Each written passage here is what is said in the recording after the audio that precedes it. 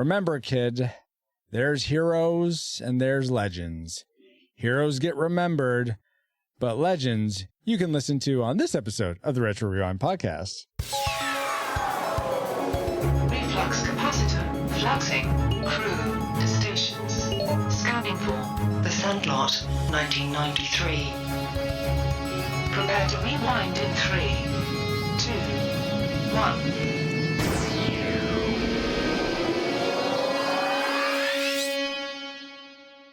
Welcome, Rewinders and new listeners, to the Retro Rewind podcast, where we take a fresh look at movies and games from 15 or more years ago.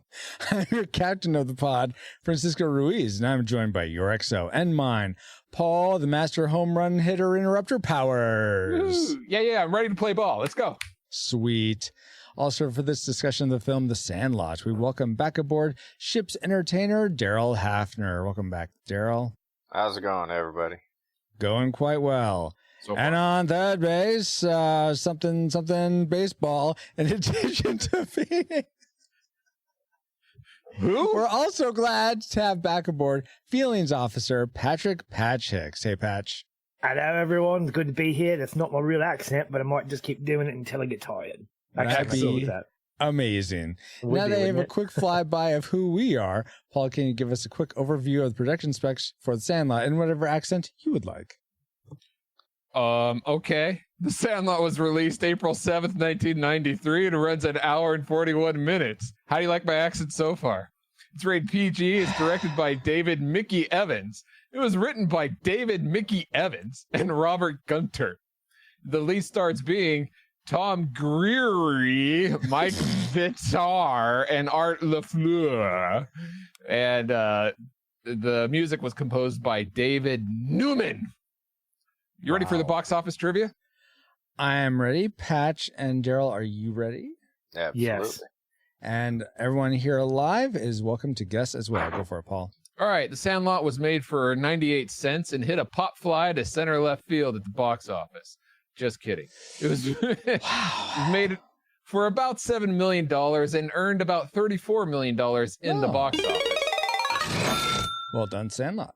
So given this and the fact that it was released theatrically in 1993, how high in the box office do you think it ranks among the movies that was released in 1993? We'll go for the top 50. Top 50. All right. Let's start with Daryl. What's your guess? I'm trying to think what else came out around that. Isn't Jurassic Park. I was going to say, is Jurassic Park in there, too? Somewhere in there. So number one then, right? For Sandlot? Oh, yeah. No. I'll say right in the middle at 25. 25. How about you, Patch? What's your guess? I'm going to be a little bit more generous and say 18. My favorite number, 18. Dun, dun, dun. Let's see. In chat, Dale guesses 25. Ashley guesses 35. Stacey guesses 50. I'm going to go in between Daryl and Patch and go with 22. And no choking in baseball, Daryl. Do we need to stop? Okay. All right. So 22 for me. And no more guesses in chat. Paul, where did it end up being? Well, Stacy hit a home run with 50. Whoa, good job, really? Stacy. Yeah, Just I was on the surprised. outskirts, so yeah. Jeez. I would've So is that like higher. a bunt or is that a home run? Well, she made it Squeeze. around. She did a good job. Suicide squeeze. It was a suicide squeeze. Suicide squeeze. Okay. Well, like I know what that means. Thank you for those factoids, Paul. And let's see if any of them factor into our memory mind meld or subsequent roundtable discussion, which we'll get into once Alice is located. Our target film. Located, Alice! Alert. Approaching target. Spoilers incoming. Establishing analysis vector. I want you to make some friends this summer. They were 9 great kids having one great summer. They'll become friends. Just stand there and stick your glove out in the air. I'll take care of it. They'll become a team. Oh, yeah, all right. And one of them You're the best. will become a legend. The Sandlot, rated PG. Yes, there may have been some legendary memories, you might say, or maybe not. Maybe we don't remember much. But let's find out what we do collectively remember about The Sandlot. Here is your memory mind meld synopsis for this film. Gwen Stacy's dad, makes his son move to a new town with Indiana Jones's girlfriend. Oh my gosh. The boy with the hat bill a mile long wants to play baseball in The Sandlot with other neighborhood boys. Hijinks with the team, including neighbors, a giant monster dog throwing up at the fair, trying to make out with the older lifeguard, and night games with fireworks. Big Bill the kid loses his home run ball and then tells everyone it's no big deal because the ball was just signed by this woman named Babe Ruth. Plus, the kids even meet Darth Vader, who has not learned how to use the Force to cure his own blindness. Heroes become legends, and if you can't play the game, become a sports announcer. Oh, some of it was on the money ball, but some of it was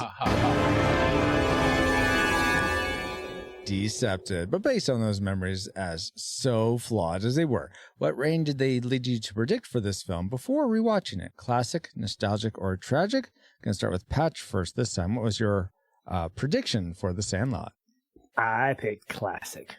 Classic. All right. Daryl, how about yourself? Same, classic. Okay. Paul, how about you? Nostalgic. Okay. Nostalgic. I am toe to toe. I don't know if that would be the right idiom. I'm right alongside my EXO here. I also predicted nostalgic for The Sandlot. It'll be interesting to see if those predictions come true. But first, let's get into our discussions of the things we liked most about The Sandlot. Let's spin up our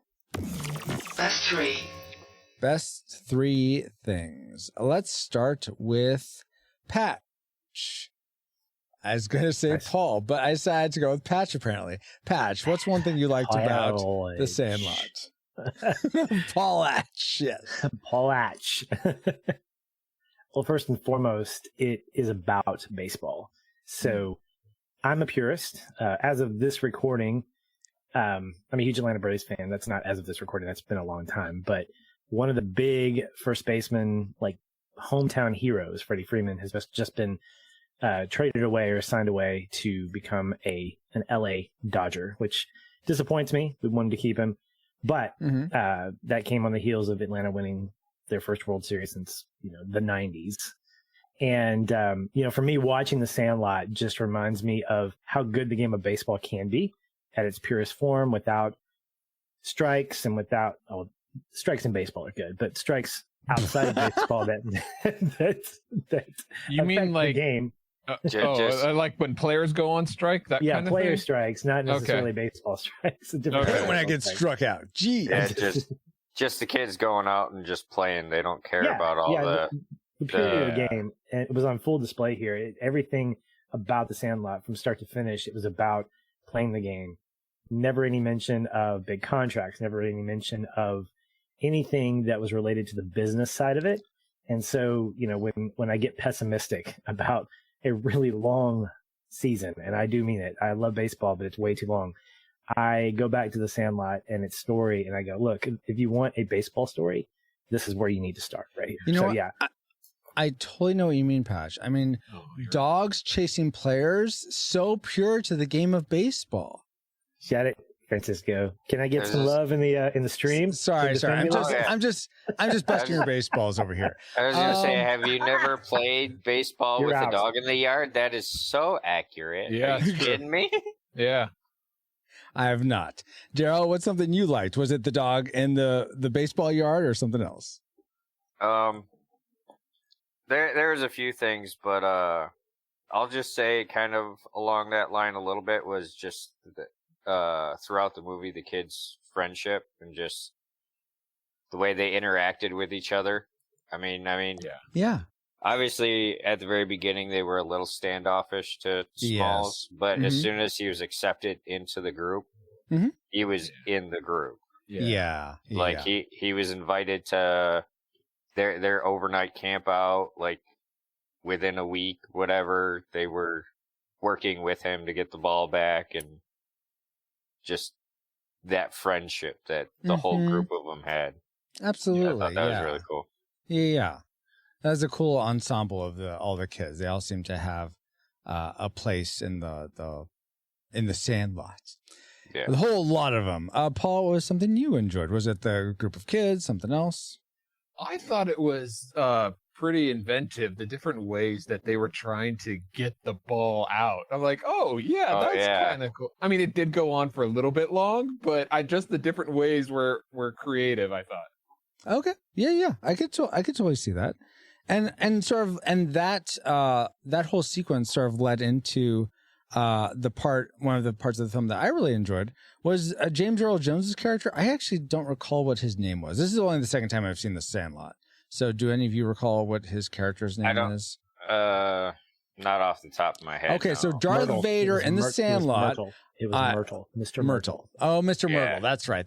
Yeah. I really liked how at his stage of life, he cared so much more about the relationships and like getting to have people like he said, come over every week to talk baseball with me.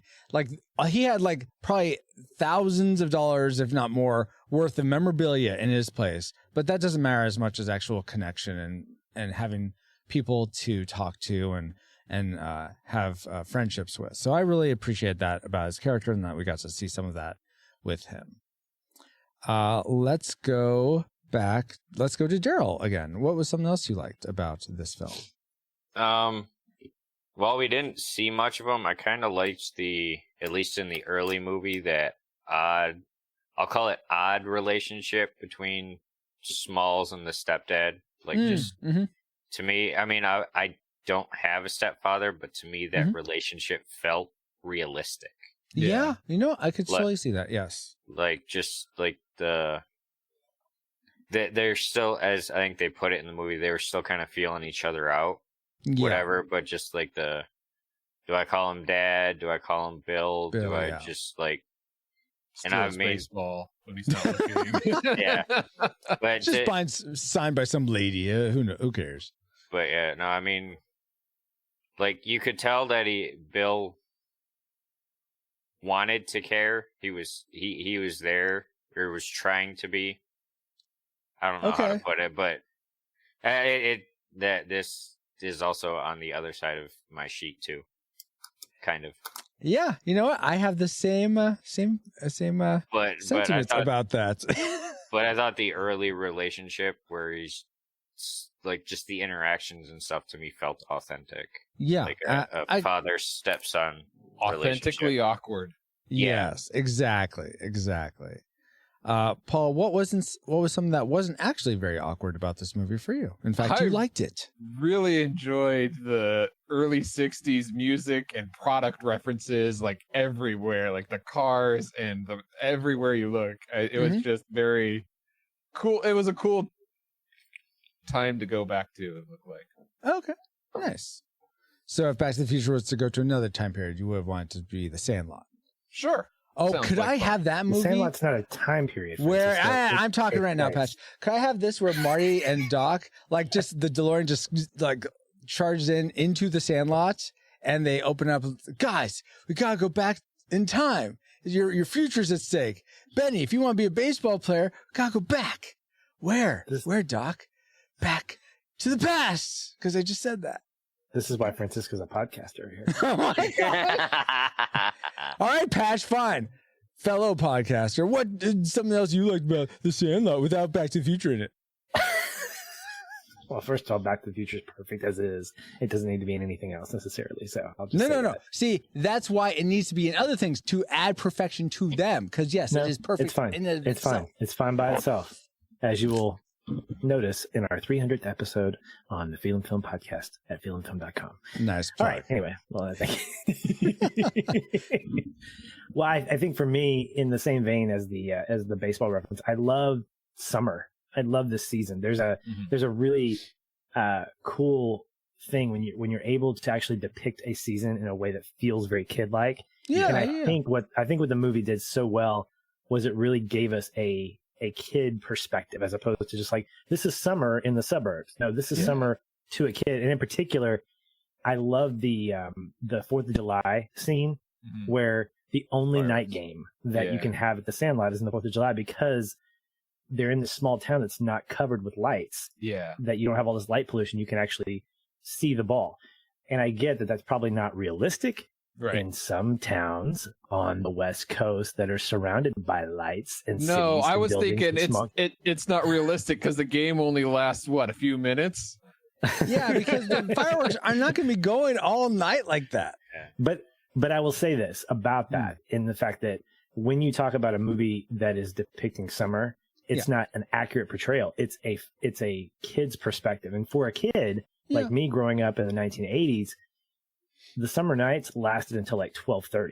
Like I felt like the sun stayed out so long because we were always outside. We were running up and down the street, racing our bikes and all these different things. And I thought that this movie, in particular, the scene right before they go to the pool. Yeah, I live in Arkansas and it gets butt hot in the summer where you feel like you're going to just tear your face off because it's so hot. Yeah. And you want to go inside with air conditioning and stuff like that. So there's this really great depiction of what summer for a kid feels like, especially in an American town and in particular in the suburbs. So I thought that was really great.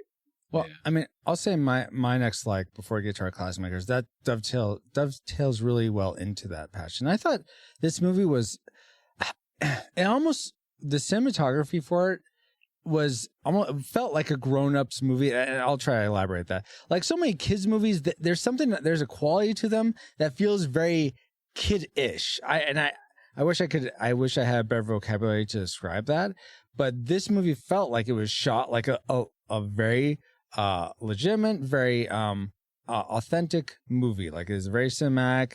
A lot of the wide shots were great. I just really liked what they did in terms of shot composition and lighting and how, except for the fireworks, which were you could tell they took a 4x3, they squished it, and then they superimposed it back. You see sparks coming over the house. I'm like, oh my gosh, what's going on? Whatever, it's 1993. Okay, fine. But I think we hit a nerve or a spark. Yeah, don't mess with. Sounds like it. I'm gonna step away from the mic for a minute here. Regardless, though, but the whole movie in general, I thought was shot very well. So I think I know what you mean. It's not playing like it's to like Nick Jr. or something. Yeah, but it's more like a Disney Channel movie type thing, where it's just shot very like lots of close-ups, lots of like we want to make sure everyone gets the exact same coverage. Yeah, I think it's almost shot to remind the adults of what it was like to be a kid. Like it's for adults in that aspect. It's like I could to bring them back to their childhood. Mm-hmm. Mm-hmm. And now let's bring the podcast to our classic makers, the things we loved most about The Sandlot. Yeah! All right, Paul, go ahead. The thing I love most about The Sandlot is the cast. I really enjoyed the kids, and each one of them was very different. And I that's why I like to watch this movie, is for the kids to see them play around.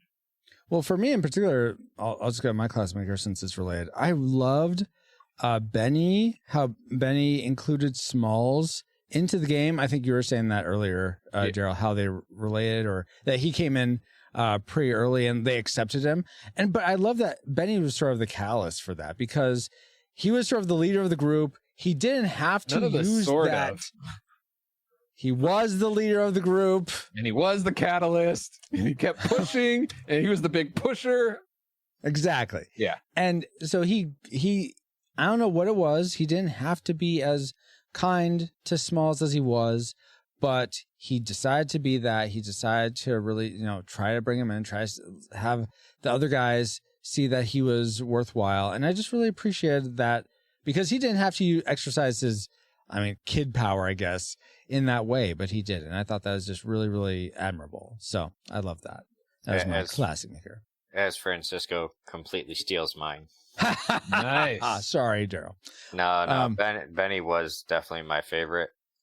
I can change it, but no, I have a couple others, but add on. No, I loved the fact that Benny, the cool kid, the best one, was the one to reach out. And in so many movies, that character is the one that's like the last one to accept the new kid. Like you Exactly. gotta prove yourself to the leader. You got to prove yourself to the ace player before he'll let you in. Mm-hmm. And in this, he's the one like giving him the glove, giving him the hat, and it's like he didn't use his kid power to be a jerk. Exactly. He used it to reach out to that kid that nobody else in the group would have reached out to if Benny hadn't done it. While we're talking about Benny, who had when he grew up, he got nicknamed the Jet. Did you ever think that was like weird? Like Benny and the Jets is like two. It's probably a play on words. Benny and the Jets. Okay. No. So it's supposed to be coincidental, or anyway? No, I think it's. I mean, Paul, I think it's a play on words, just like with Ham, the Great Hambino. I mean, there's pop culture references, I think, in a lot of those nicknames that you're just latching into. Yeah. So is he an actual baseball player? No, Hambino and the Jet. No, the Benny Jet. Benny Rodriguez. No, he's not. Oh, really? This was really. This isn't a documentary, Francisco. It's not a biopic either. Sorry. That would be my tragic maker if it was. No, that was terrible. I was going to say that's the Rookie. We reviewed that one. Thanks. Yeah, that was a biopic. Yeah. Okay. All right. Fair. Okay. I'm getting things confused, guys. No. Let's see. So that was. Before we get to Patch's classmaker, I'll just put this one in real quick. Dale says, seeing James Earl Jones is my classic maker. When the door opens and it's him, it was awesome. And that's pretty cool that in the story, the black and white story, it's not James Earl Jones, it's someone else. So it's cool to actually find out the real Mr. Myrtle is played by Mufasa himself. Baseball, Ray. Exactly. Sorry. Patch, what was the thing you loved most about The Sandlot? So, I mean, I think we're all in agreement that the cast is really great. And when you have an ensemble cast... I wouldn't go that far. I would. Let him speak. Part of the cast is great. Just for all of us. How about that? All right. I'll be the diplomat here. Here. But I think with any ensemble cast, you've got such a great variety. And obviously, the script is really well done. It definitely is a kid-centric script. Lots of great lines all around. But if I had a classic maker, it would be the one guy in the cast that probably has the best lines or the ones that stand out the most. And that's Hamilton, the great Hambino Porter. Yes. I mean, along with You're Killing Me Smalls, which I think everybody says, or most people, except two in the entire world. But he has such great comebacks, especially during that sort of mock game or that rivalry match with the professional little league team. If my dog was as ugly as you, I'd shave his butt and tell him to walk backward. That's a great one. And then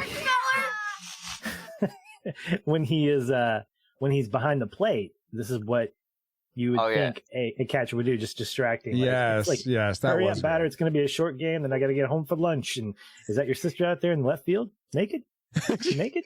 Just things like that. It's just completely juvenile and completely accurate for that level of sportsmanship. Like it's all about the trash talk. And it doesn't get play ball like a girl. There you go. It's just a lot of great dialogue that doesn't get really, to me, overblown. Like it doesn't feel like it gets worn out. It's timed really well. And I think if you had more of the kids doing that, it would really feel like it's just way too much of writing jokes. And this feels like you have that one guy in the group that's going to be the dude that's going to come back, and he has Jeff Bridges is in this. No, but I know growing up, there are different people I would hang around with. There was always that one person that was always the trash talker more than someone else. It made it he's the feel equivalent authentic. of a hype man in a probably a hip hop group. Like there we go. Yeah, he's going to be the trash talker. Yes. So that was my Count on classic. it, pea drinking crap face. Yeah. Killer. Oh my so good. Goodness. Awesome, guys. Well, I guess it's time to get to some why? I should read my notes beforehand, guys. I don't know why I don't just it'd be easy. I just scan. Oh, these are my likes. So sorry I forgot about this. But there's something else I would like. Stunning and Brave. Each week, hosts Chris Cowan of the Babylon Bee and Nate Henderson of Some Boring Budgeting Job confess their privilege, spotlight stunning social media posts, and fabricate outrage, all while keeping you super woke and enlightened. They will make you laugh. That's right, you have no choice. Check out Stunning and Brave at stunningandbrave.net. That's great, Francisco. Well, what does Stunning and Brave have to do with the Sandlot? Well, so I guess the one girl, Pickle Pavarotti, whatever her name was the lifeguard. I forget her name. It's something like that. Wendy Peppercorn? Yeah, that's what I said. Yeah, Wendy. Her name's not Pickle. Pickle, Pepper, Piper, Crack Corn, I don't care. Her name, whatever her name was, she was, I guess, stunning to the kids, and it was brave of that one, glasses guy to go up and fake drown to kiss her. So stunning and brave, Paul. Wow, that's quite the tie-in. I suppose you might like some trivia tie-in. Is that what you want? Something a little closer to the film. That would be cool. All right, sorry. Can't do a home run every time. Anyway, did you all realize that writer and director David Evans is the narrator of the film? Now, I don't really care for his narration, feeling like he was trying to sound too much like Daniel Stern from Wonder Years. I feel like he's just trying to totally inflect that way. But my question to you guys is, if you could have anyone else narrate this movie, who would you have picked? You can pick any great voice Tommy narration. Lasorda. He was that's the baseball? He was the announcer for decades for the Dodgers. Oh, really? Oh, okay, cool. Okay, Tommy Lasorda from Paul. How about you, Patch? Wait a minute. Go ahead. Who I'm thinking of. Let me think. Tommy Lasorda is the manager. No, Tommy Lasorda was the manager of the he's Los Angeles Dodgers. that's... Sorry, I'm getting my Dodgers mixed up. Come back to me, because I have Jim a couple Carrey, I'm going to try to pick. The manager of the Houston Rockets. No, Vince Scully is who I was thinking of. Oh, Vince Scully. Yeah, okay. that's who I was going to say was Vince Scully. He is fantastic. Really? Yeah. Oh, cool. Yeah, he would have been good. How about you, Daryl? I'm trying to remember his name. It was an old Tigers announcer. So Tony the Tiger? He's great. No, they've actually got a statue for him up at Comerica Park, which is a Tigers stadium. Mm-hmm. But he was a long time announcer. Mario. No. Is it Dan Dickerson? Ernie Harwell. No, yes. That's who it is. Ernie Harwell. Harwell. Ernie Harwell. Yeah, Bernie Darwell. I loved him. Ernie Harwell. Yes. Yeah, Cool. Ernie Okay. Harwell. He was an announcer for the Tigers for a long time. He passed away. Yeah. Oh. He I mean, it's been several years now. Okay. But he was he I don't know if he actually retired out or if he did. It was only a couple years before he passed. He did it for years. Wow, crazy. He did the Tigers announcing, and so just to hear a baseball voice. But I mean, what is it? He's my hometown guy. So so you're biased. Thank you. That's the word I'm looking for. Yeah. There's a little bias in there.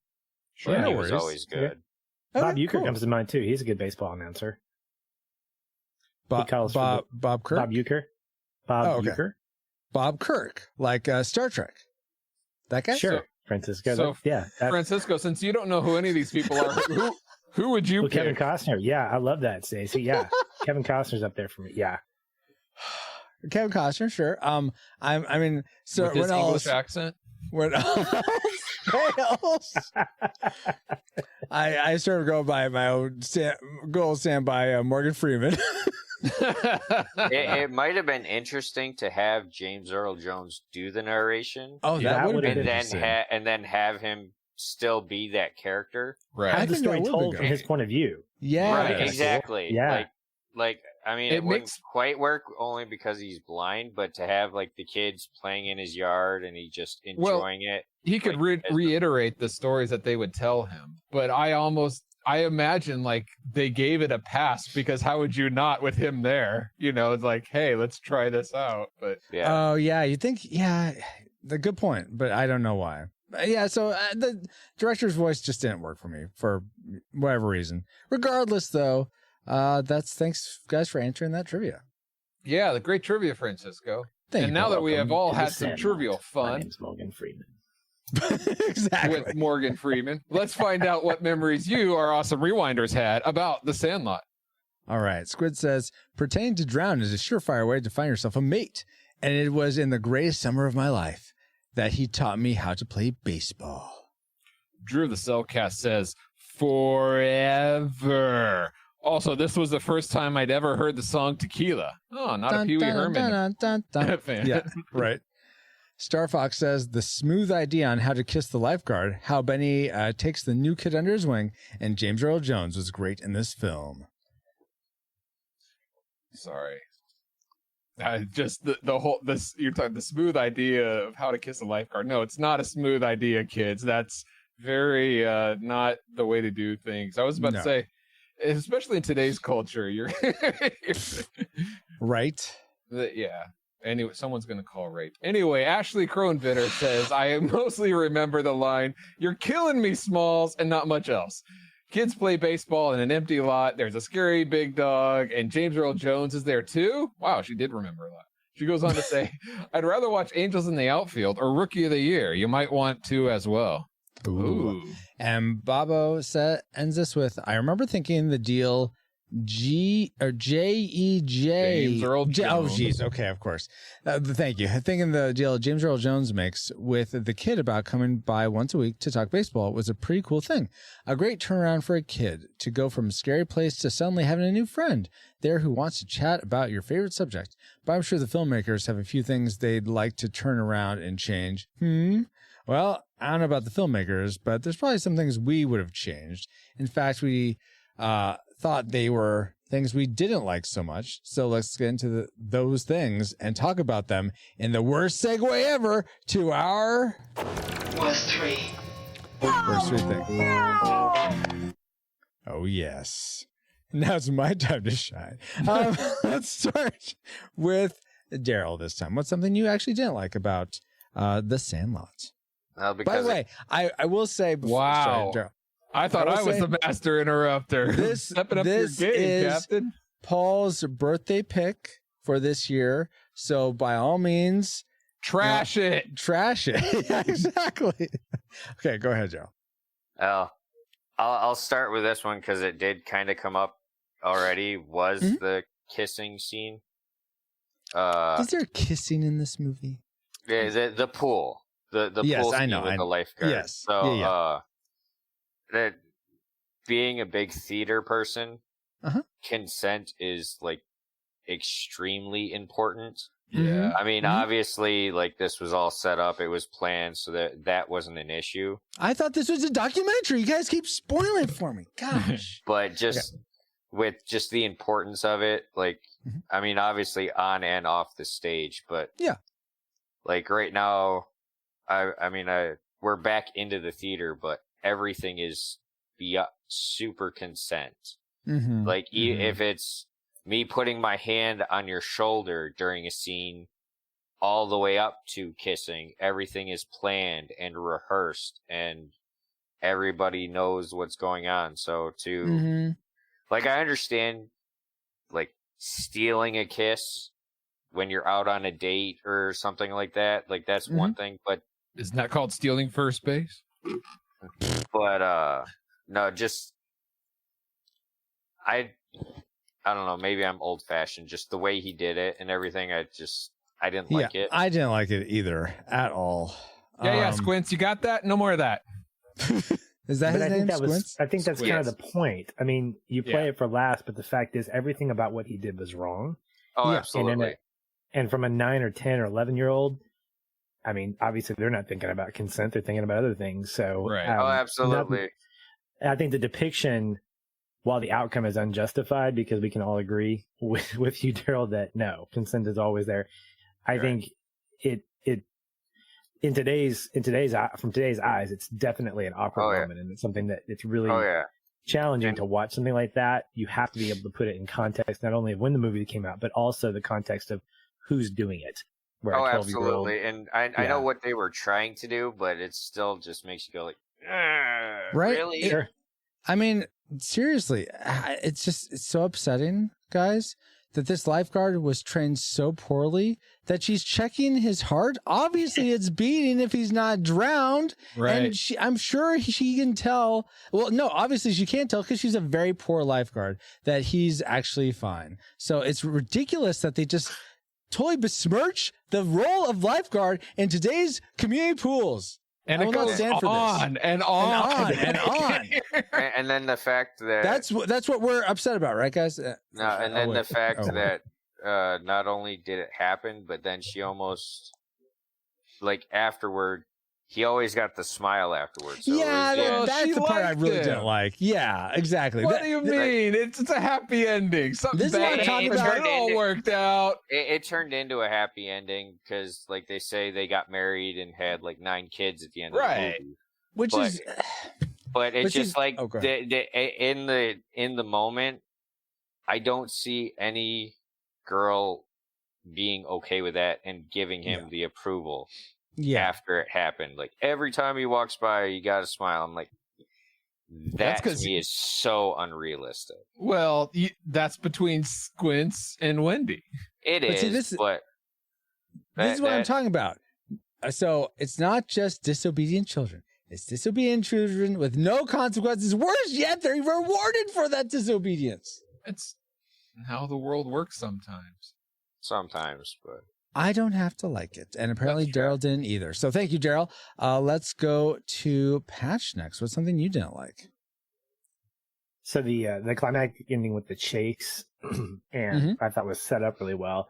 But as I have gotten older in my years, I kind of want condensed action sequences. And I thought the set pieces were a little too long for my taste. I can appreciate what it was doing to set up the whole jet and being able to run that far in his PF flyers.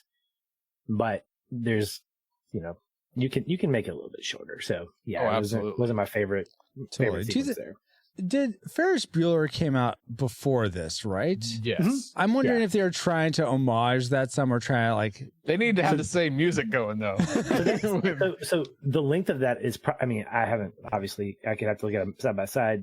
I would imagine they're the same length, but there's enough comedy in the Ferris Bueller sequence where that one point where he stops and he says hello to the girls and stuff like that, where he has those things are really just playing up his character more. Whereas when you have Benny running through the entire town, the excitement is that he's running through the entire town and he's the dog's messing up everything. Like I was about to say the dog jumps through the screen. So it's a nice comedic effect, but it feels like a gag that sort of plays itself out after the first 2 or 3 scenes that the dog messes up. It's kind of like in Christmas Vacation, the dog is just completely trashing the house. And you're like, okay, we know you trashed the house. Let's stop now. I get a little anxious because, Yes, my house exactly. Maybe that's a little traumatic moment for me. There you go. So here's the thing. So guys, I actually thought that Benny was a real character that they had sort of given this backstory to, like it just sort of dramatized his backstory. But if this is just pure like out of whole cloth, why didn't they make him just so fast he outran the dog completely? Like the dog was like nowhere to be seen. I feel like that would have been the way to go. And apparently by your silence, I'll take agreement to my points. Let's go to go ahead, Paul. Next, did you feel like any parts of this were too long, or did someone else make it just like this? Finally getting to me. About time, Benny. My clothes are going out of style. All right. So one of the things I didn't like is at the very beginning, you talked about how Benny brought in Smalls. I'm like, but why does he bring him in if he's no good? Like the kid says, like his sister could play better. Like, then bring her in. Why are you bringing this kid in? Bring in sister. Yeah, exactly. This guy, Small, sorry, but at the beginning, you have no business being on the field. That's fine. You can watch, but I don't understand Benny could try to be his friend. You can connect on other things. You don't have to do baseball. That's fair. It just didn't make sense to me why there was a constant him trying to bring him on. And related to that, Paul was one of the things I didn't like, where Benny says to, I think to Smalls, "This is baseball. You gotta stop thinking." And I'm like, yeah, tell that to Brad Pitt and Jonah Hill. You don't think about baseball. No, they're thinking of that's stats and Yeah, numbers. exactly. You gotta think. Yeah. Baseball. Yeah, don't think. So don't think about putting the glove up to catch it. Yeah, so I know that's a bit of a ridiculous, or a bit of a long stretch, but I thought that was a little. I get the sentiment of there is an element to sports with going with your gut and just what sort of feels right, but that's, I think, after you've developed an aptitude for whatever the sport is, not right at the beginning. Yeah, I agree with that a little bit. I think part of it was Benny was realizing he was overthinking it. That's fair. And they kind of play into that with Small's bedroom where it's all the sciencey stuff, and he's got the erector set and everything. He's more of the sciencey kid, and he's trying to overanalyze playing a game, and Benny's stop overanalyzing it and just have fun. Yeah, that's the sentiment I got from the line. That's fair. I was, but I was, yeah. No, I'm not going to say more. That's totally fair though, Daryl. That's totally fair. Let's go back to Daryl. What's something else you didn't like about this film? I had to reach for a few things because I didn't find too much. Do you need some help? I can help you. No, I got a couple. It just, for me, the kids being 9 or 10, I didn't like their cussing. Yes. It I understand kind of why they did it, but for the age that they were having these kids, in today's society, I might believe it, but in the 60s, was that realistic? Yeah, I don't know. I mean, obviously, I don't know. I'm not nearly old enough for that, but it just, it felt out of place. And my brain's so warped, I was shocked how little cussing there was between them. Or when you watch Goonies and such. But anyway. I don't know. It just, I mean, it wasn't overdone, and I was thankful for that, but it just, I don't know. I didn't think it fit. I didn't think it was needed. Yeah. Especially for the kids being as young as they were. So that just kind of rubbed me a little wrong, but it didn't pull me out or nothing. But okay, that's fair. Patch, was there anything about the script writing or anything like that pulled you out of the movie, or was there just something else that you found distasteful about it? No, I think the Sandlot is meant to be that kid perspective. I have to kind of take that as a mindset when I watch it, and so. The length of that last chase scene, I think the whole sequence, again, played for laughs at the carnival ride, just all the vomiting. Yeah. It's so there's comedy that appeals to certain people. And so you have my wife who absolutely loves physical comedy. I could listen to Ted Lasso's dialogue all day because it's just great writing.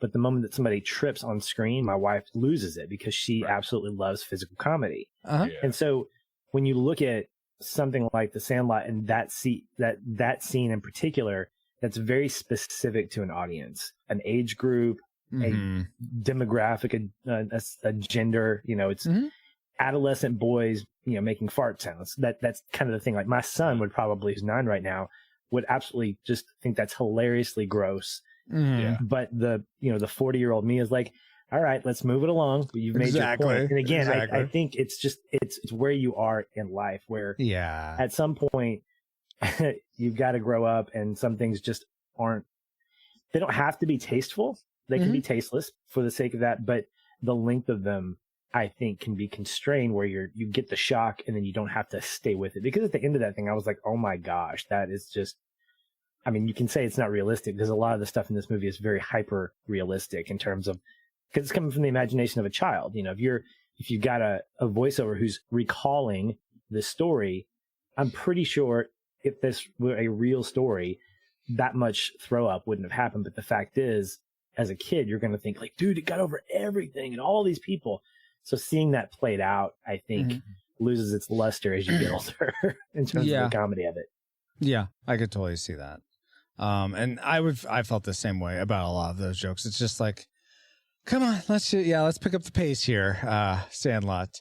But Paul, what was something that you didn't like about this film? Oh, I what disagree. Something else I thought those were great. Anyway, especially that last line where he burps is, "Oh, I feel better." Just laughed out loud. Anyway, moving along. Something I didn't like, something that took me out of the movie, because different strokes for different folks, was how fake the beast looked, and like the paws, and everything. Oh, yeah. Like when I saw it in the theater. When it first came out, I don't remember it looking that fake, but watching it now, I guess with adult eyes, and it just looks so fake. I'm like, I mean, at least it wasn't CG. No, but couldn't at least they get closer on the dog's paw rather than like a giant fake looking thing, or there's ways to do that. Oh, I'll discuss in a bit. But yeah, that's a totally fair point, Paul. So, Daryl, I wonder if you had mentioned something about the stepdad and Smalls' what's his first name? Stewie? Scott. Yeah, that's. Do you remember any of the names in this? Bite me, Paul. Okay. So. She's Smalls. I suppose you don't even know who the babe is either. No, the baby. No, of course. I thought you said Bambi. Anyway, stop lying. I get you in trouble. Anyway, I found, and I'm be curious if this made one of your dislikes too as well, Daryl. That something about how he was. I wasn't sure if I was more frustrated with Smalls for not being able to throw the ball and overthink it and just being so just almost crippled by that, or Dennis Leary's character for just not really doing anything to teach better. It's just he just kept doing the same thing over and over again. It's like, okay, well, obviously I need to get closer. Obviously I maybe underhanded. Start real close. I mean, it's just. I know you're not a dad. I know this is your first kid, and he's 10, and that's really strange. You have to develop all these things, but it just. Yeah, I don't know if. I don't imagine you were great when you were first a kid throwing a ball, and so you could sort of empathize in that way. But so, Daryl, was that the part you didn't like as well, or something else? It was basically that. I mean, he was reluctant. He's like, yeah, I'll teach him. Just give me some time, and blah blah blah. And then just he was repeating himself. It was like, well, just do this, do that, and. You could see the difference when Benny was trying to show him he took something that he could relate to. It's like, have you ever done a paper route? You ever throw that? Think of it like that. It's the same. And he broke it down differently. He didn't. Yes. How can he throw a paper but not a ball? That doesn't make sense. Again, I think he was just overthinking it. Yeah. So, but he took Benny made it relatable. It's like, just because I understand it this way doesn't mean you're going to. So I need to break it down or teach you the way you would learn. Exactly. And then you could tell he was kind of trying, but even his attitude after he hits, Smalls catches it and the ball hits him in the eye, and he brings him in, but his whole attitude about it was just like, well, at least he caught it this time, or something like that. Which is good. Yeah. No? Yeah. I don't know. I don't know. He felt very callous to me. It felt very callous to me. Yeah, and I think some of that has to do with the fact that Bill and his relationship with Scott are equally distant. Yes. I mean, and we can't infer that, Bill just ignored Scott. I mean, there's a lot that's happened. And the story opens up with Scott's moved to a new town. We assume because his stepfather got a new job. Mom's with the mom. He becomes Captain Stacy. He has to hunt down Spider-Man eventually. So this is his early days. Anyway, that makes sense. It's an origin story for Captain Stacy. This is what it is. Wow. A long lost son or stepson that he doesn't know. We don't hear about. Anyway, but I look at that relationship this time around, and I'm like you guys. I don't have that relationship with a stepfather, but my wife has a relationship with a stepmother, and so I've been being married. I hear these stories about growing up and how it became. You almost have two types of step parents: those that are either overly involved or those that are distant. And I'm not saying that all step parents are that way. I mean, there are definitely some great relationships where step parents come in and they have, as one comedian that I was listening to put it, they have a new lease on their marriage where they, they're leasing these new children. Like they picked up the lease on some gotcha. kids. But there's some love to that because of the fact that, you have to figure out, okay, you're not this kid's biological dad. You weren't around for the first however long. We don't know how long they've been married. Yeah. But the fact is, I think that when you look at Bill, he's trying to find a way.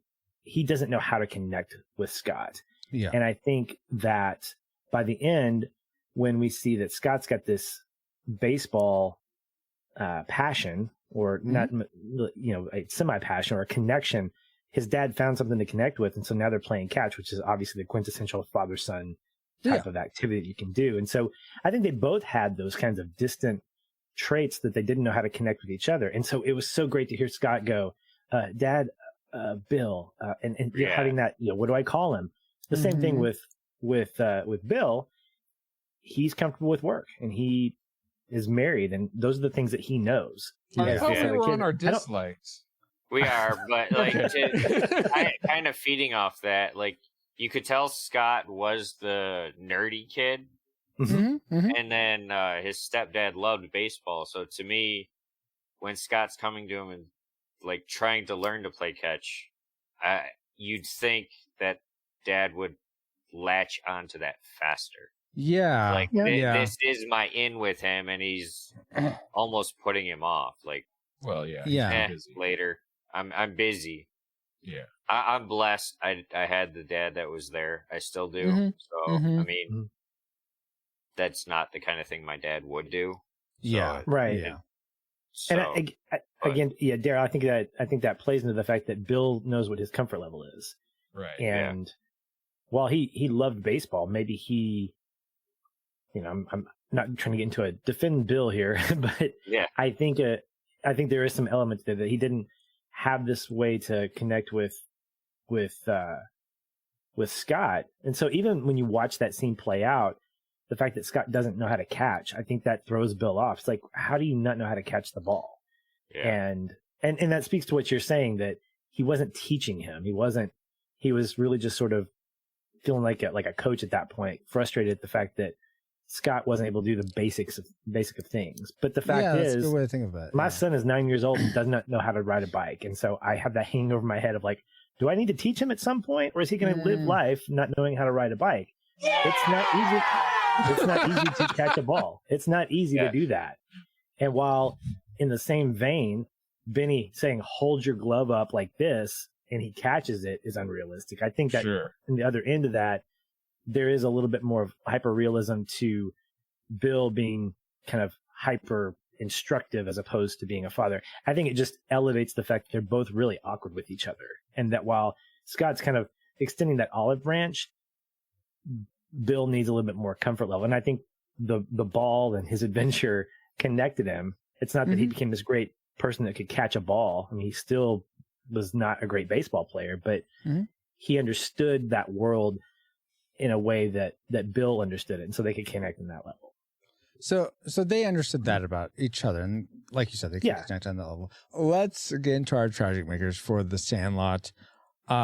I'm just gonna. It's on my chest. I'm gonna get it off my chest, guys. I know you've said. I think Pat just said. Maybe Gerald and Paul, you've said also that this is essentially how kids see the world. This movie is made sort of like from the imagination of kids. But I'm sorry, if you have this kid telling this story in the treehouse, is the black and white sequence. Oh yeah, and Squint is telling the story. His grandfather or great grandfather. Yeah, whoever. It doesn't matter. He says the beast, the dog is kills, and he likes it. Okay, so why is he just throwing these criminals away and they run away? Why isn't he eating them? Why aren't we seeing the eviscerated carcasses of these criminals? Otherwise, you don't tell me you're killing them. Well, he's just throwing bone and all. No, he said. he's throwing them across the cars. He's not eating them. Oh, he's like, off launch pads. Some dogs and cats like to play with their food before they eat it. No, obviously they're getting away. They're just fine. He didn't want them to. Well, you know, this is a kid's imaginative story. Leave it alone, cranky grandpa. I'm not done. Anyway, so you don't see him eating them or anything. I mean, even I realize it's PG. Fine. Someone has to live to tell the story. You can hint at it though, and then there was how in the world do all these kids make all these devices, which are cool? I will give you that, Paul. They're cool devices. How do they make them all these in one afternoon? Shenanigans. There's no way they're doing that. All these different things. No, it's not going to happen. Afternoon. They had a week. What? No, that's all one afternoon. No. I got the sense it was one afternoon. Scotty's dad was gone for a week. So when I understand, but he didn't know when he was coming back. I have the sense that it all happened in one afternoon. That's the sense I got. There were no like nighttime transitions. No like, we got to think about a new plan in the morning. Look, none of that. Is one afternoon. I swear to goodness, it was. Scotty is I'm a not young. Done. I'm not done. Listen. Scotty is no. Scotty is a young.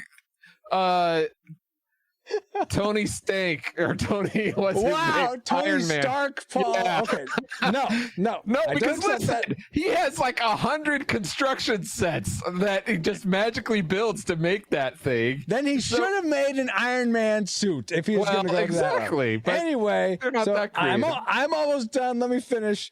Okay, so they make all these devices in one afternoon, which is ridiculous. And then what is the deal with this glasses kid? Squints, let me whisper every single thing, even though you're way over there, up the treehouse, over on the across the Sandlot. Let me whisper every single thing. Oh, you got it, guys. I'm with the junk.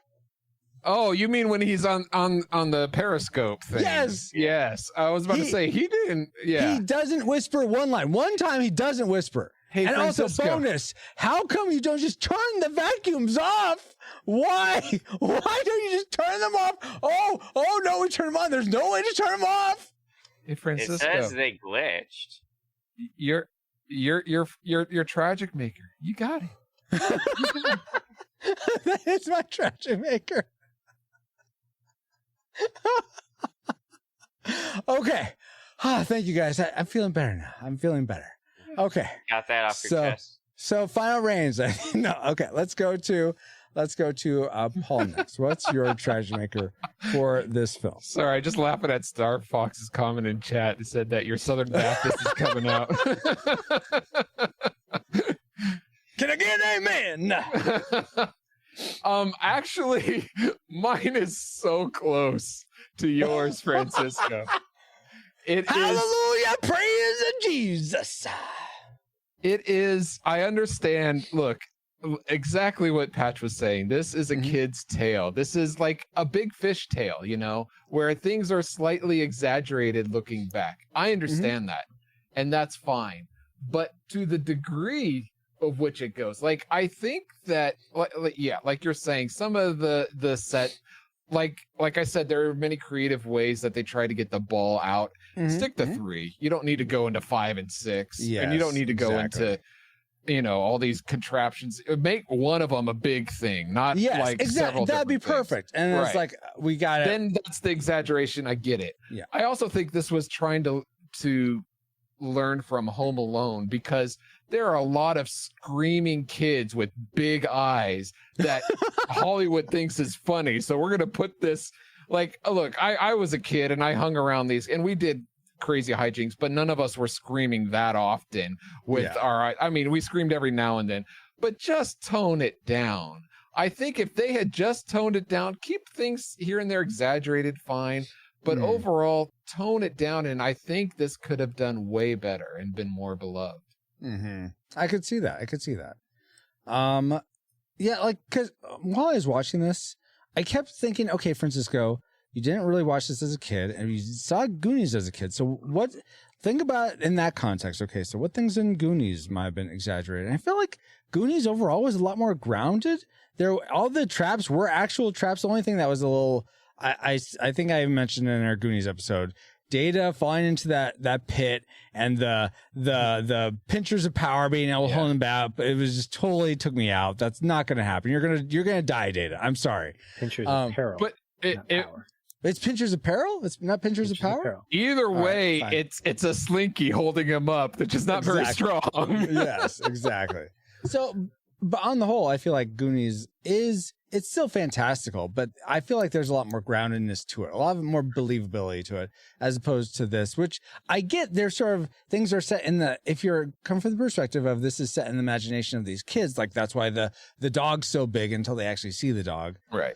That's why they cut the giant octopus out. Okay, so but here's the thing: if that dog, it's a real dog, it's not going to be chucking these metal contraptions up and like destroying them and not getting killed in the process. So anyway, I'm sorry I did my tirade.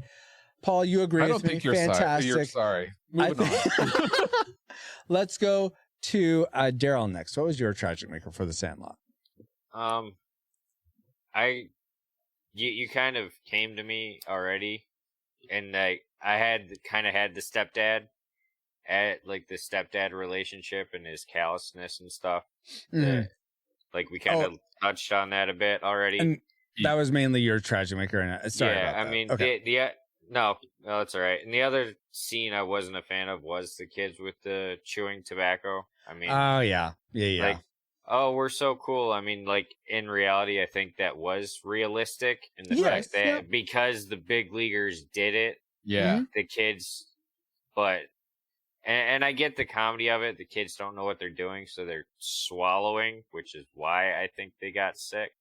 Oh, and being on the ride. First of all, being on the ride, the tilt-a-whirl, and I assume because the kid they don't go into it, but I assume because the kids don't know what they're doing, they're probably chewing it like bubble gum, and you're not spitting bubble gum, right? So I assume these kids are swallowing that stuff, and you probably don't want to do that. So and the fact that they do say afterward, we swore the stuff off after that, but it's just like, do you really need to put 10-year-olds using chewing tobacco in a movie, whether it's realistic because their heroes do it or not? Yes. I don't know. It's a baseball movie. Yes. So I have, but I'm curious. I have no idea. I've never had chewing tobacco. I have no idea what it tastes like. I've never smoked. Does it taste good though? I mean, I don't know. I don't know the flavors. I know people who do it, and I know they have to spit it because I don't know. But I assume it's just another way to get their nicotine fix. Yeah, and that's why I thought was the main reason to have it. But. I mean, if they put, I didn't get, let's see, I have this impression that it doesn't taste good. And so why would you, if I put some in my mouth that didn't taste good, I just would spit out right away. I wouldn't be like, oh yeah, look at me chewing this stuff that tastes gross. But anyway, okay, that's totally fair though, Gerald. I agree. I didn't care for that scene either, though Paul, apparently that was his classic maker. That's fine. Patch? Kids chewing tobacco is my classic maker, not... Patch, what was your tragic maker for this film? Well, with any cast, you're going to have an ensemble of people. The more you get, the less you're going to utilize some folks. And the fact is, I understand that you need 9 people to make a baseball team. Yeah, you need 9 people. You need 9 people. Sometimes to make 10 a Fellowship of the Ring. Yeah, I get it. Yeah. But there were obviously characters that were underutilized. The twins... Tommy and Timmy, I think were their names. Yeah. And this is a nitpick at this point, but I think the fact is when you put an ensemble cast together, I don't want to see wasted cast members. I don't want to see just filler. Just like I don't want to see scenes of a television show being considered filler. Like I want purpose with all of these. Yeah. And it's hard, as a writer, you want to make sure that every scene has meaning, that it's pushing the plot along. Same way with casting. Sometimes I feel like Tommy and Timmy were sort of thrown in like, hey, we need 2 more people. Okay. And then let's give them a few lines of dialogue. But if you had taken them out, I don't think. Well, who else is going to be covered with dust and said, I should have thought of that? So again, their purpose was to be the recipient of a gag. They had really no input into either pushing the story along, creating great dialogue. If you look at any of these other, the other kid, I don't remember his name, with the glasses, the tall kid. You're right. I was about to say the tall guy. Yeah. Oh, no, the tall one. So you've got like 5 or 6 that have really good chemistry. They can live on their own in this world. But again, for the sake of the baseball team, you needed 9. In fact, that was a plot point. We have 9 now that we got Smalls here. So I understand it, but that's kind of a risk you take when you increase your team or your ensemble, that I want to feel like there's some purpose with each one of them besides just filling in a blank. Instead of Squints adding to the hashtag Me Too, they should have, and being the storyteller, they should have given the storytelling role to some other character we didn't know, or maybe, yeah. Diverse I mean, that would have been a way to, give it to the tall kid who's and I thought that I was the one that didn't have much to do on the baseball field until I met Smalls. Right. Oh, I know, guys. Let's expand this to 3.5 hours. Then we have plenty of time for each character, and they can get a ring, and they can take it to Mount Doom. Hey, let's do it. Let me just say this: there was screen time given to every knight in the Holy Grail, and so everybody had great screen time that was introduced there. Okay. Ouch! I thought he was talking about Indiana Jones. I mean, that too. The one night that you see. Yeah, every night had screen time. Yeah, there was only one in there. So Awesome, Patch. Okay, so yeah, I agree. Characters, it would have been nicer if they were more utilized. But now it's time to get back to not our own time. It's time to get to our final rating now that we've entered all our trajectories, if I could speak, into the firing computer. Alice, do you have a firing solution for us?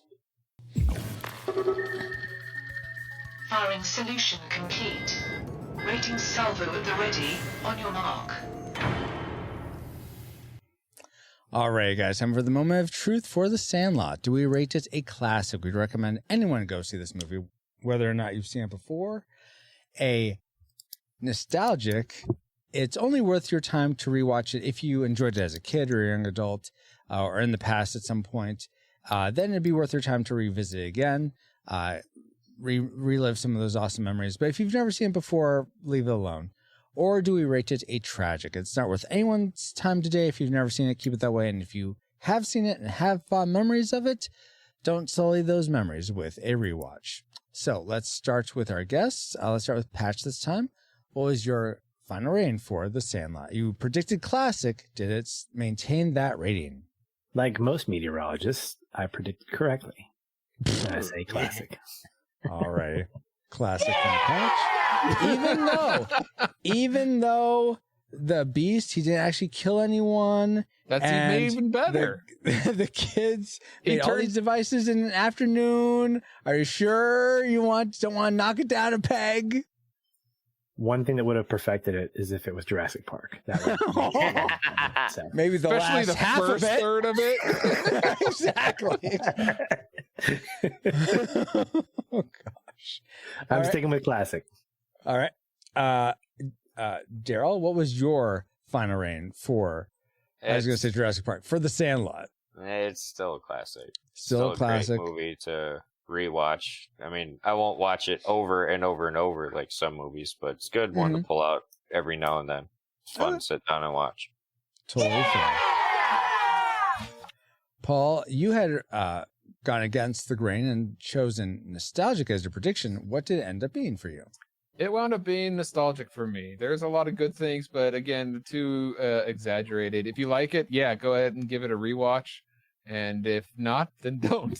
If you haven't, and if you haven't seen it, you know what? This movie is not really about baseball, even though it's throughout the whole thing. It's really about the nostalgic feeling of, playing as a kid with other friends.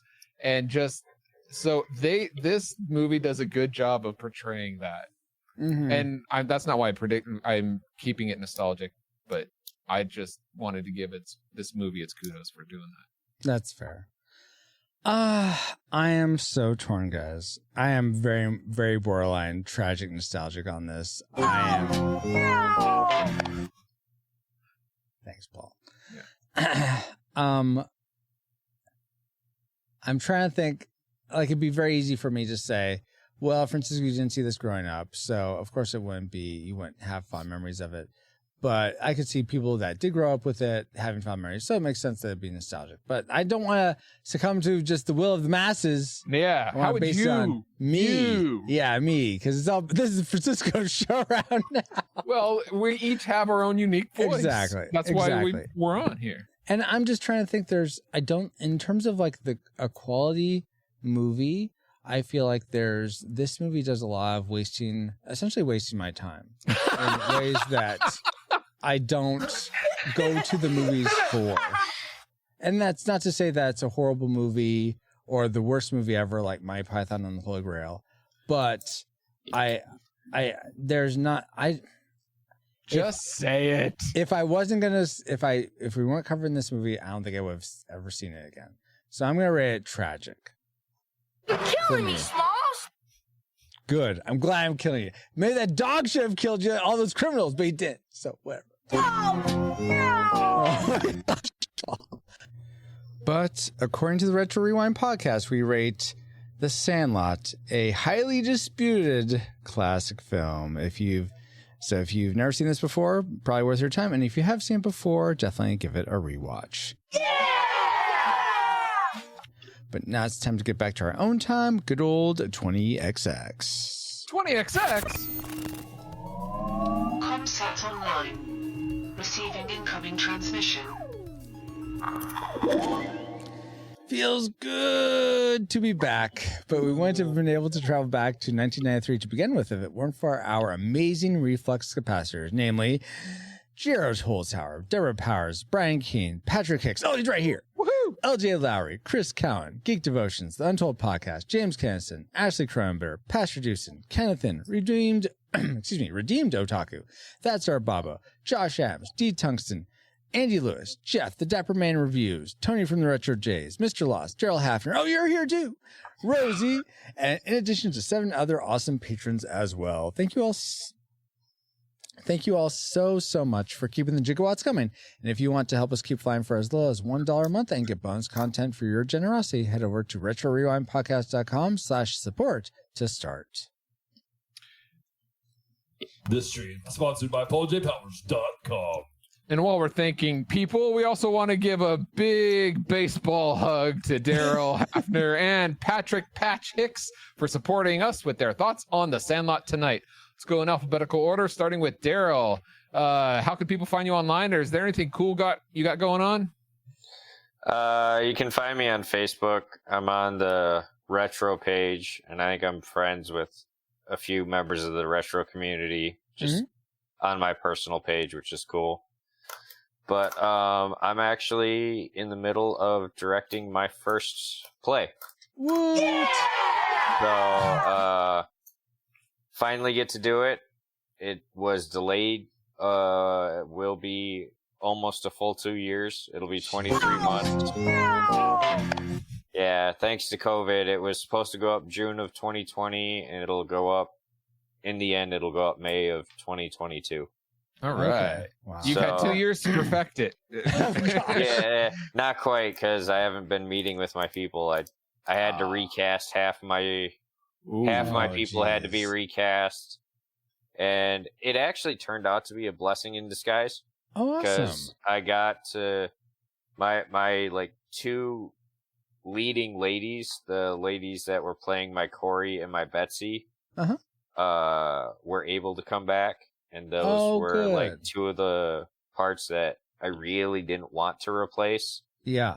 And I had like half my people come back, but a lot of the ones that couldn't were the really young ones. And while I have 0 issues with that, because of who I had like 12-year-olds playing Nazi guards a couple of years ago. Really?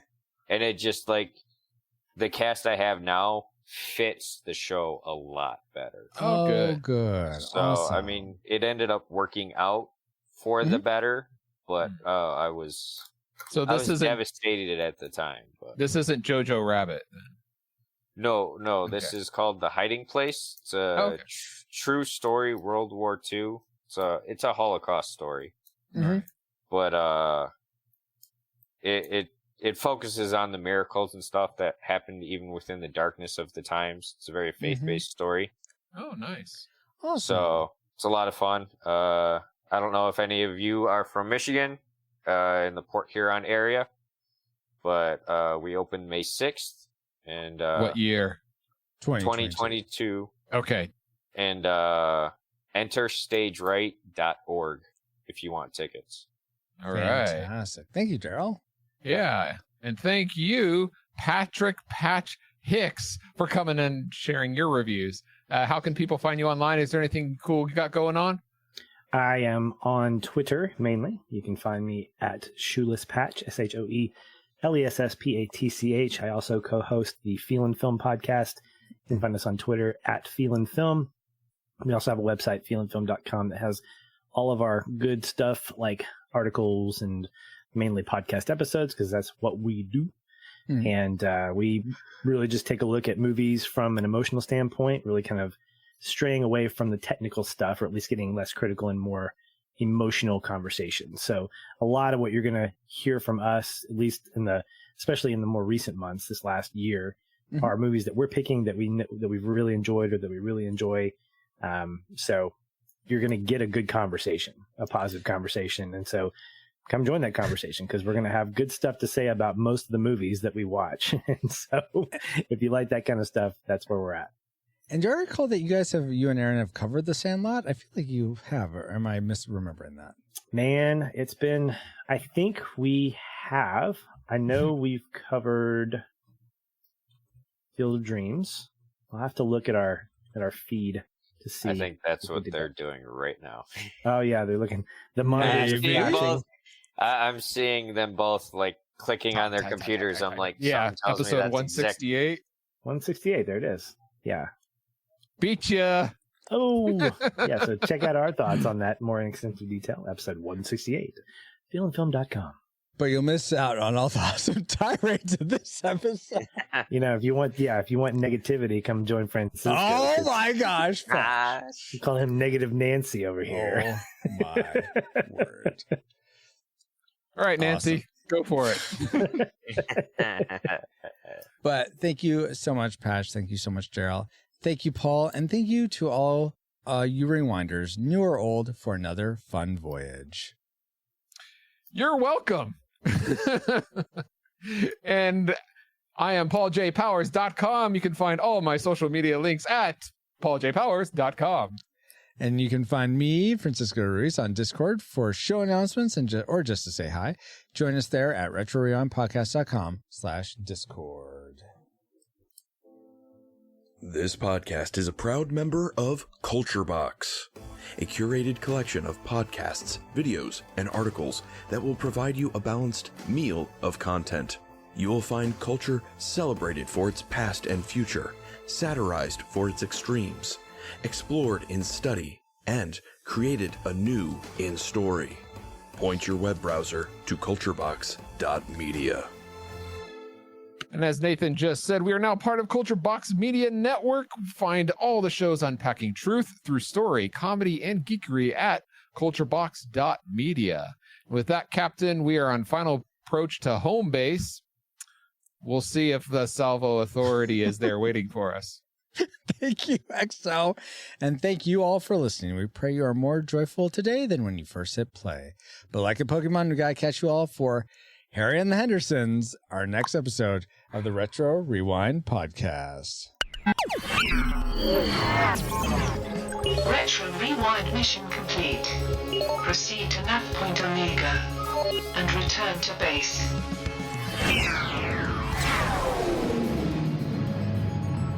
So, Captain, how long do you think we'll be traveling through the space-time continuum? Oh, let's see. Square of 45. Carry the. That sounds like it'll go on for Forever.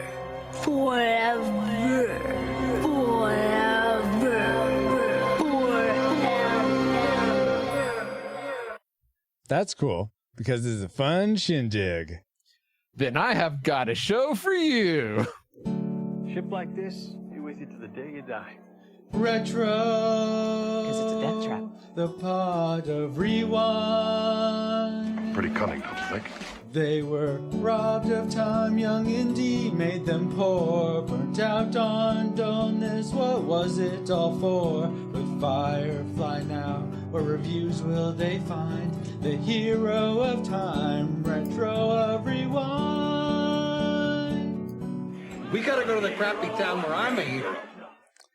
Yes, with Head in Hands from Paul, we are reviewing the 4th episode of Firefly, named Shindig. Paul, will give us some of the technicals from this episode as we journey through all 13 episodes of Firefly to our Christmas episode this year of the movie Serenity. Sure. Episode 4, titled Shindig, was released November 1st in the year 2002. Do you want to give us a one-sentence synopsis of the plot? Yes. I do want to give you that once I think of it. Did you watch it? Yes, I watched it. The crew of Serenity have to go and get a job from Badger, who we met in the opening pilot, which you didn't know if you're watching this on the TV series. Thought he looked familiar. Yes. So they go get a job, but it's to touch base with this social, the snob guy. One sentence, Francisco. I know, right? Curly is getting a job but there's a fight between Mal and one of Inara's clients, because again, she's a companion, like a concubine. Wow, or not, the run-on a geisha. sentence is just continuing.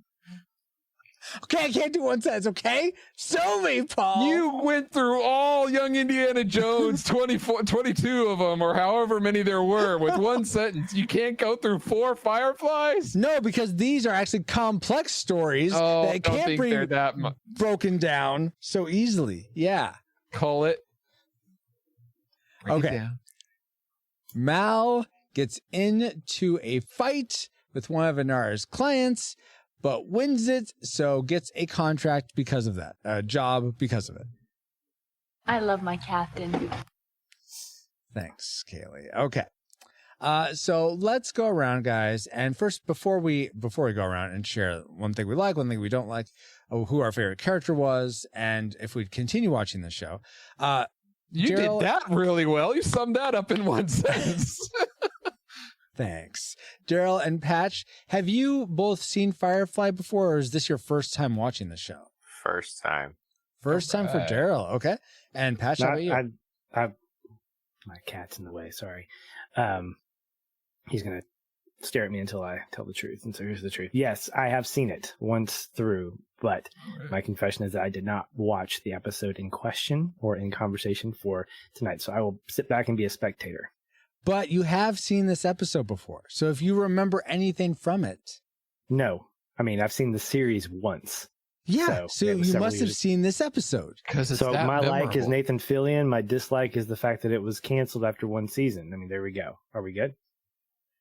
We'll come back to you later, Patch. Okay, there we go. Back to spectating. All right. So let's go through one thing we liked about this episode. I'm going to start with Paul this time.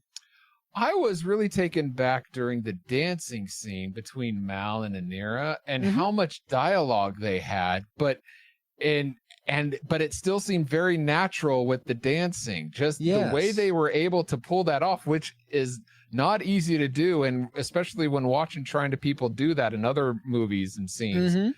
But it seemed really engaging and natural, so I thought they did a really great job in that. Awesome.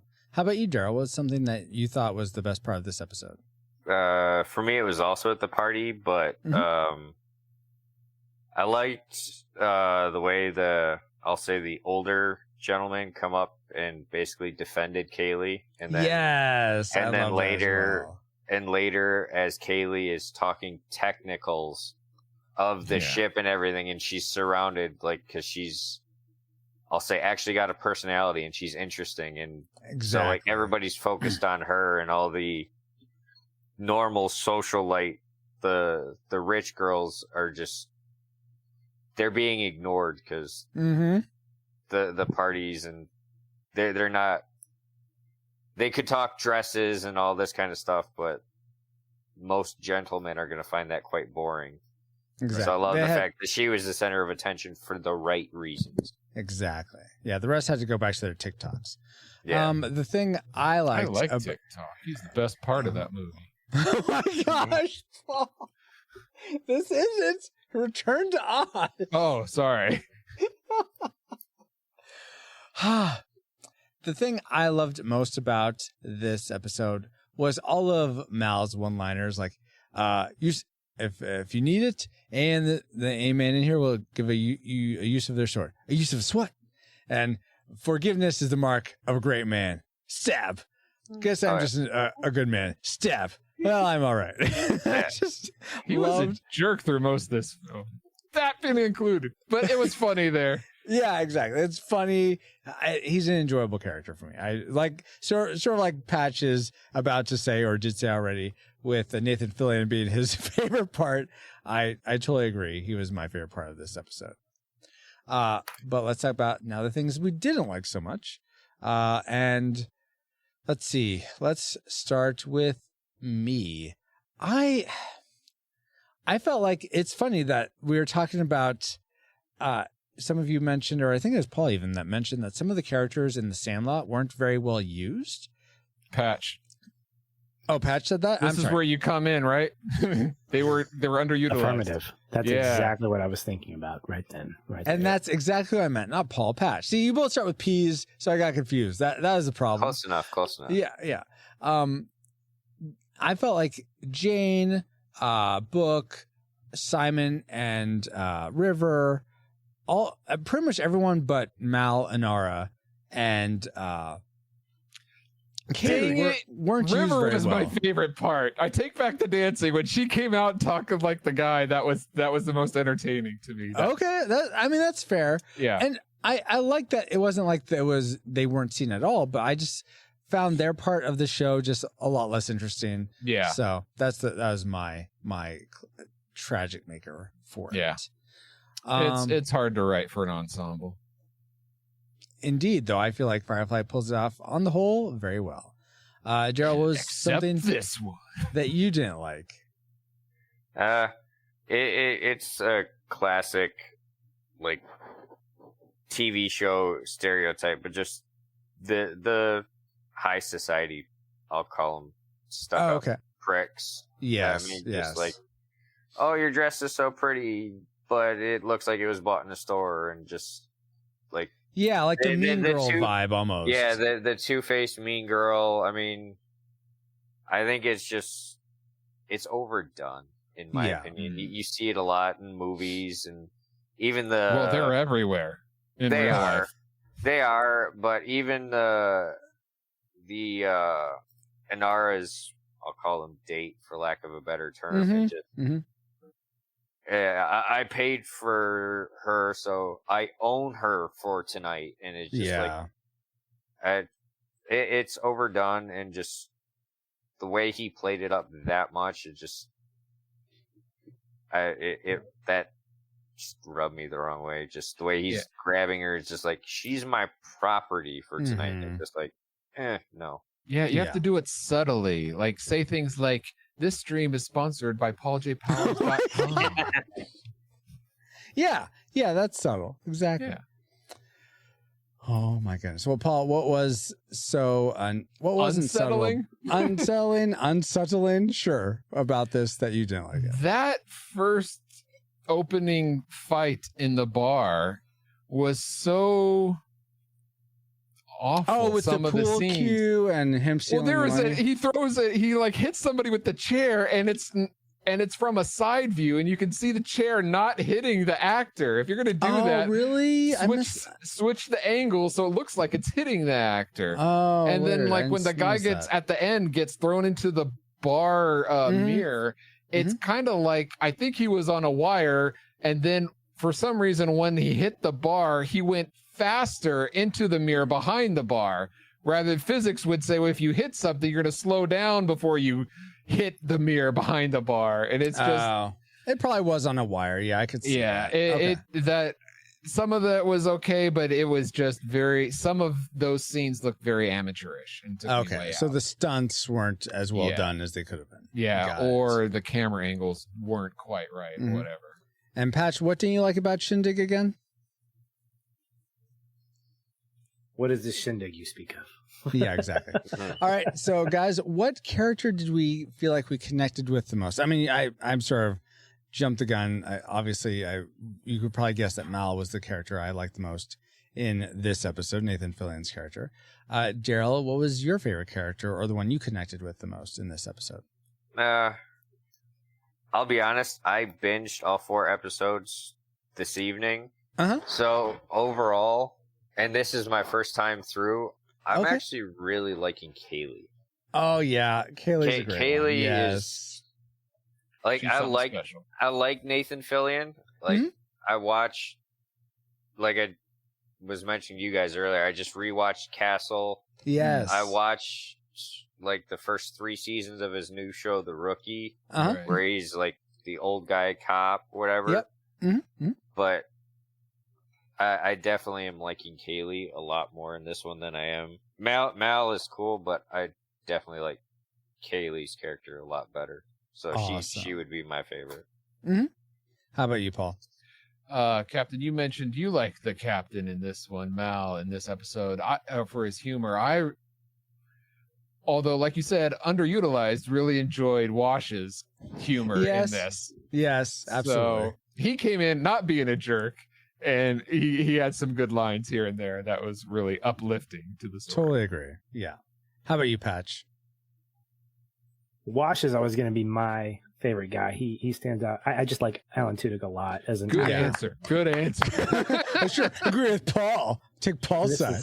And this is one of those things, harkening back to our discussion in The Sandlot. Just this is a good ensemble cast. And a TV series, you get the chance to flesh out all these characters.